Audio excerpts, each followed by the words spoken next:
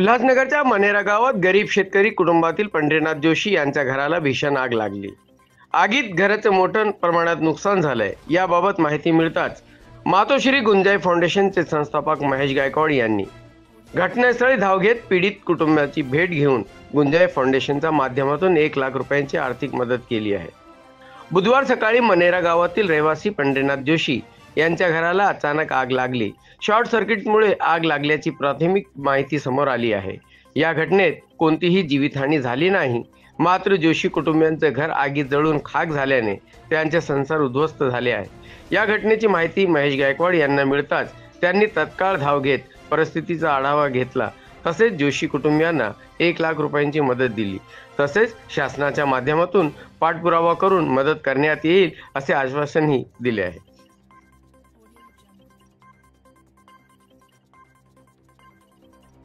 आज 1-2 तास विजेला घातली तीच उपाला ना म्हणून जास्त वाचवलं सगळं लेखी वाचवलं ना। हो ना, जीव वाचवला ना। देव कुठं वाचली? देव तर हेच ना, देव आहेच ना। देव हे धीरला पण सोडू आता ते याच्या मुलाची जमवलं ना, तिकडचं तरी वाचलं हा ना। अरुण आणि तो अरुण नाते अरुणचे वामन मात्रे अनिल मात्रे ती येऊन गेली। हे सगळं ते भाऊच माझा आमचा भाचा वसाडचा अरुण। हो कुठला अरुण? नाही ना, अशोक मात्रे अशोक मात्रे हॅलो त्यांना पण सगळी वाफ लागली। आता वालेत पाणी मारले त्यांच्यावर। चादरी बिदरी आहेत का आणून द्याव नाही होत ना, तर काही टेन्शन घेऊन चादरी काही लागेल बिचारा पाठवतो आम्ही।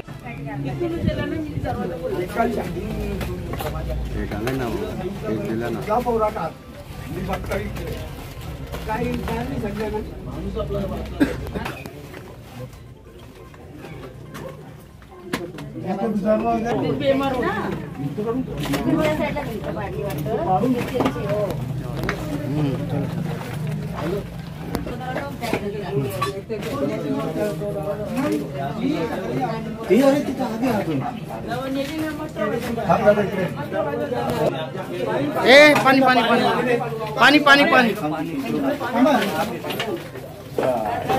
हो चालू आहे। मी सकाळची 7:30 उठून शांती नाही दिला। अरे पाच झाली बा नाही आहे पाणी नाही फिरतच नाही पडेल डोक्यावर आता आले नाही।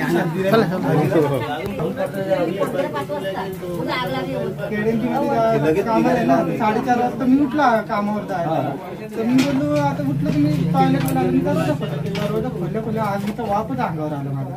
तेव्हा मी मम्मीला उठवलं सकाळी 4 वाजता 4च्या अगोदर लागलेली आत आणि 4:30ला मला कळालं त्या बाजूला।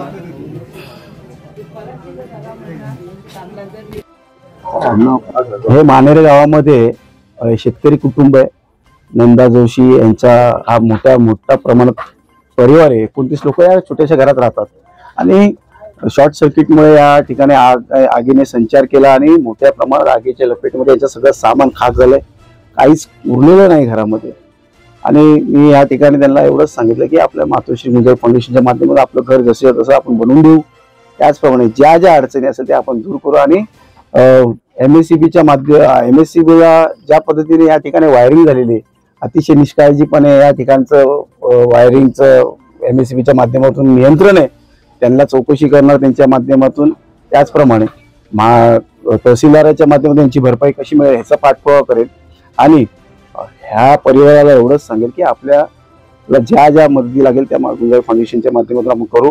आणि एक एवढी मोठी दुर्घटना घडल्यानंतरही कोणी दगावला नाही, त्यामुळे खरंच देवाचा आभार व्यक्त करतो।